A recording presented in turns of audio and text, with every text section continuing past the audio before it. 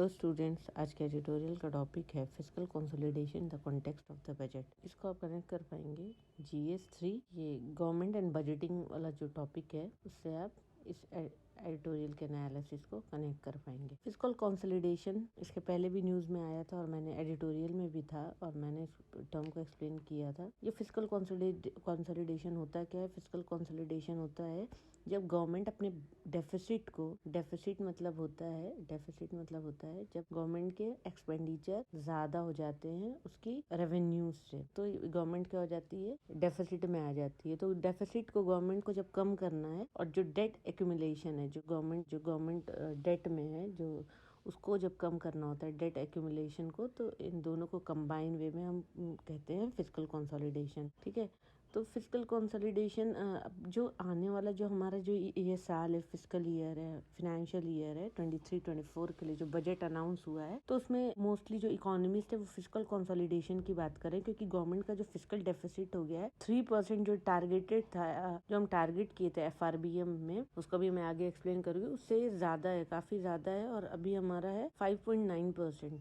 इसको हम फर्दर कम करने की बात कर रहे हैं हल्के हल्के करके। अब आते हैं इस एडिटोरियल पे। तो बजट जो भी होता है, हर साल का जो बजट होता है वो डिफरेंट जो हमारी सोसाइटी के सेगमेंट हैं, अलग अलग तरह की जो हमारी सोसाइटी के स्ट्राटा है, उनके एस्पिरेशंस को फुलफिल कैसे किया जाए वो बजट में मेंशन होता है, रहता है कि हम अपने जो गवर्नमेंट जो अपने एक्सपेंडिचर्स करेंगी तो वो सोसाइटी के किन किन पार्ट तक वो पहुंचेगा, किस तरह से एक्सपेंड करेगी, खर्च करेगी वो पैसे, अपने रेवेन्यूज कहाँ से आएंगे। ठीक है, तो अभी क्योंकि सिचुएशन पूरे वर्ल्ड में ही इकोनॉमिकल सिचुएशन सही नहीं है, फिर पॉलिटिकल भी, अभी रिसेंट में ही रशिया यूक्रेन वॉर हुआ था, उससे पहले हम पेंडेमिक से बाहर आए थे, कोविड के, तो वर्ल्ड का जो सिनेरियो है, ग्लोबल इकोनॉमी जो है वो रिसेशन के साइड जा रही है। तो अभी इस साल का बजट काफी क्रूशियल है। तो बजट जो हमारा है, कोई किसी भी मतलब गवर्नमेंट का जो एफर्ट होता है कि इस डिफिकल्ट सिचुएशन में हम कैसे निकले, तो बजट अपना गवर्नमेंट ने रिप्रेजेंट किया। तो वहाँ पे 2 फंडामेंटल गोल्स हमारे हैं, पहला है ग्रोथ एंड सेकंड है स्टेबिलिटी। हमको इन 2 चीजों पे काम करना है। पहले तो हमें चाहिए ग्रोथ के साथ हमें चाहिए स्टेबिलिटी।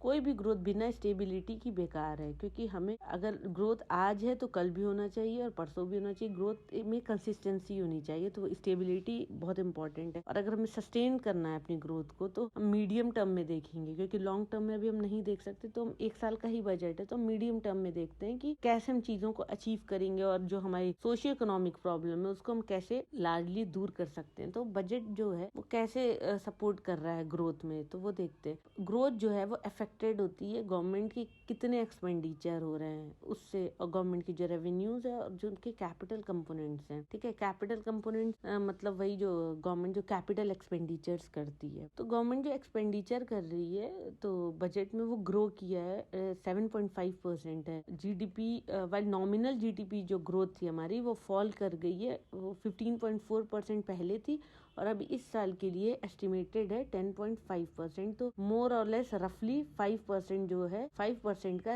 रिडक्शन हुआ है नॉमिनल GDP में। नॉमिनल GDP क्या होती है? नॉमिनल GDP वो होती है जब हम इन्फ्लेशन जो है उसको एडजस्ट नहीं करते हैं, करंट मार्केट प्राइस पे जब हम GDP को कैलकुलेट करते हैं तो उसको हम नॉमिनल GDP कहते हैं। तो टोटल एक्सपेंडिचर है GDP का वो फॉल किया है 15.3% से लेकर अब कम होकर 14.9 है। तो रफली ये भी 0.4% जो है वो फॉल हुआ है। हमारा GDP का जो एक्सपेंडिचर था हमारा वो फॉल हुआ है, टोटल एक्सपेंडिचर। अब उसके बाद जो गवर्नमेंट के कंपोजिशन ऑफ टोटल एक्सपेंडिचर में इतना फॉल हुआ है, लेकिन फिर भी ये फॉल कुछ मतलब बहुत मेजर फॉल नहीं है, तो ये फिर भी एक ग्रोथ पॉजिटिव ही हमारा जो है वो पॉजिटिव ही के साइड जा रहा है। उसके बाद जो गवर्नमेंट के जो कैपिटल एक्सपेंडिचर है वो काफी बढ़ गए हैं, वो 37% है और रेवेन्यू एक्सपेंडिचर जो है वो सिर्फ 1.2% है। तो रिजर्व बैंक ऑफ इंडिया का कहना है कि उनका एस्टिमेशन जो है 2019 और 2020 का, तो उन्होंने कहा कि जो गवर्नमेंट का कैपिटल एक्सपेंडिचर है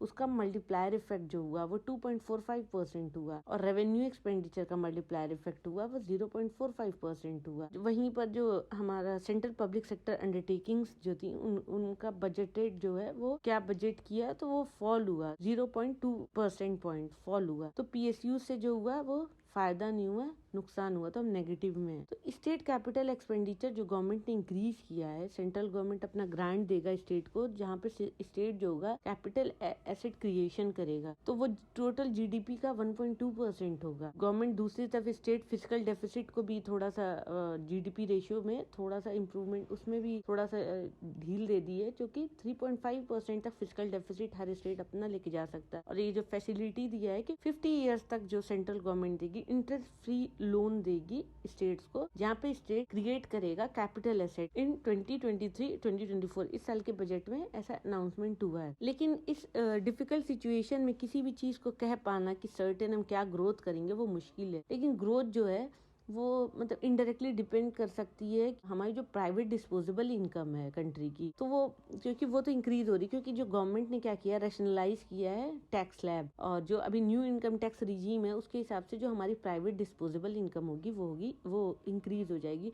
और हमारी जो रियल ग्रोथ है 2023-24 में वो थोड़ा सा 6% से भी थोड़ा सा ज्यादा अज्यूम किया गया है, तो 6.1 6.2 उसके आसपास 3-4, इससे ज्यादा नहीं, लेकिन प्रोजेक्टेड है मोर देन 6%। एक्सटर्नल कंडीशन क्या रीजन हो सकती है हमारे ग्रोथ पर, तो FRBM जो था, physical responsibility and budget management act, जो कि हमारे उनकी रिस्पॉन्सिबिलिटी होती है देखने की हमारी फिजिकल पॉलिसी और हमारे बजट को कि कैसे कैसे एक्सपेंड करना है, तो वो अमेंड हुआ था 2018 में, जहाँ पे सेंटर को मैंडेट हुआ था कि वो अप्रोप्रिएट स्टेप ले कि हमारा जो फिजिकल डेफिसिट है वो 3% तक ही लिमिट है, इससे ज़्यादा नहीं है। और ये हमारा एक ऑपरेशनल टारगेट है। और अगर सेंटर डेट जीडीपी रेशियो और सेंटर डेट जीडीपी रेशियो जो है वो 40% तक लेकर आए, तो ये तो हमारा एक ऑपरेशनल टारगेट था और ये मैंडेटेड टारगेट है, ये 40% वाला, और 3% जो है हमारा ऑपरेशनल टारगेट है। अगर ऐसा होता है कि डेफिसिट जीडीपी रेशियो हमारा 3% से डेविएट करता है, ज्यादा होता है, तो हम सेंटर का क्या होगी, रिस्पॉन्सिबिलिटी होगी कि वो रीजन देगी क्यों इससे ज्यादा हो रहा है, क्यों डेविएट कर रहा है। तो वहीं पर मीडियम टर्म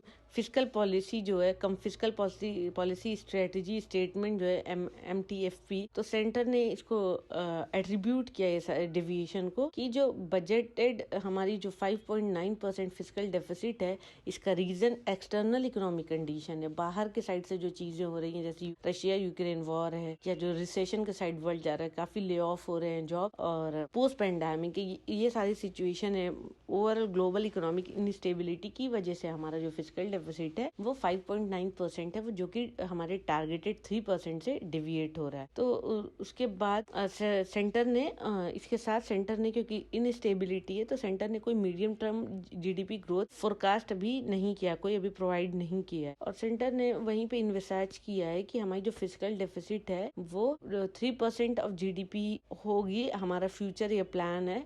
और अभी हमारा 4.5% ऑफ जीडीपी ही हम रीच कर पाएंगे 25-26 तक, और थोड़ा हम उसको एडजस्टमेंट कैसे करेंगे, 0.7% जो है पर ईयर हम कम करेंगे, और जो कि रफली 1.4% जब कम हो जाएगा तो 4.5 से माइनस होकर हम कम करके वहां तक पहुंच जाएंगे जो हमारा टारगेटेड है। तो फिर उसके बाद अगले जो 3 साल है, लेकिन गवर्नमेंट कह रही है कि जो 3% है तो वो भी नियर इम्पॉसिबल ही है कि हम 3% तक पहुंच पाए, क्योंकि इसके लिए भी हमको नेक्स्ट 2 to 3 years लगेंगे अपने जो रिक्वायर्ड लेवल है 3% का वहां पहुंचने में। और डेट जीडीपी रेशियो जो हमारा 40% है वो भी मुश्किल है, जो हमने टारगेट किया है अभी वो रीच करना। गवर्नमेंट की डेट जीडीपी लेवल जो है वो नेट ऑफ लायबिलिटी, उसमें account of investment in special securities जो है under national social security fund में बजट जो हमारा इंक्रीज किया है 55.7% टू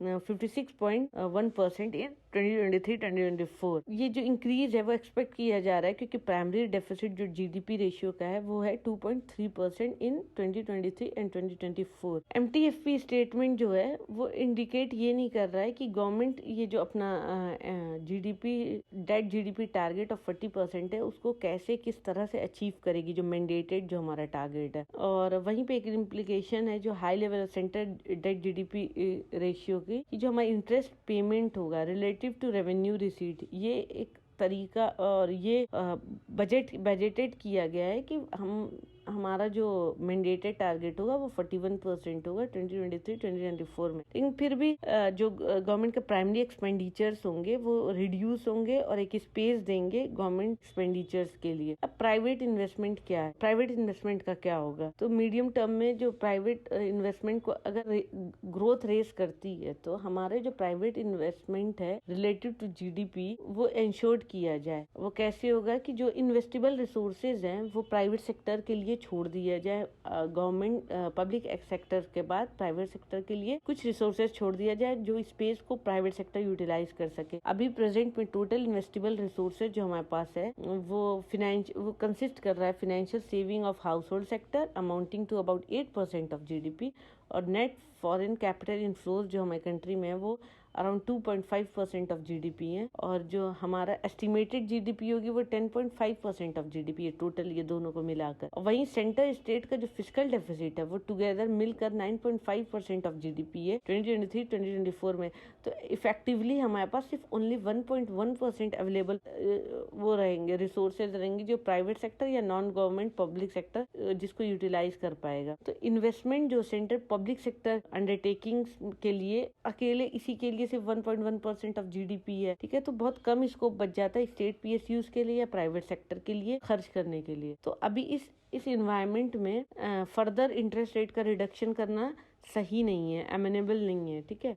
और अगर गवर्नमेंट ट्राई करता है कि जो अवेलेबल इन्वेस्टेबल रिसोर्सेज है उसको फर्दर इंक्रीज करने का, तो इससे सिर्फ इन्फ्लेशन बढ़ेगा। तो गवर्नमेंट के सामने भी एक बहुत बड़ा डिलेमा है कि वो अपना फिस्कल डेफिसिट का रिडक्शन कैसे करे। अपना अगर एक्सपेंडिचर कट करता है तो वो भी अप्रिशिएटेड नहीं होगा क्योंकि इकोनॉमिक सिचुएशन ऐसी नहीं है कि गवर्नमेंट बहुत ज़्यादा अपना एक्सपेंडिचर को डाउन कर दे। तो हम जो स्ट्रॉन्गर फिजिकल कंसोलिडेशन है तो हम इस अपने रोड मैप को मीडियम टर्म पे देख सकते हैं कि थोड़े लेवल पे देखकर हम इसको कैसे आगे तक फर्दर लेके पहुंचाएंगे अपने पूरे साल में। तो ये था आज का एडिटोरियल का analysis. Thank you for watching my video. Please share, like and subscribe.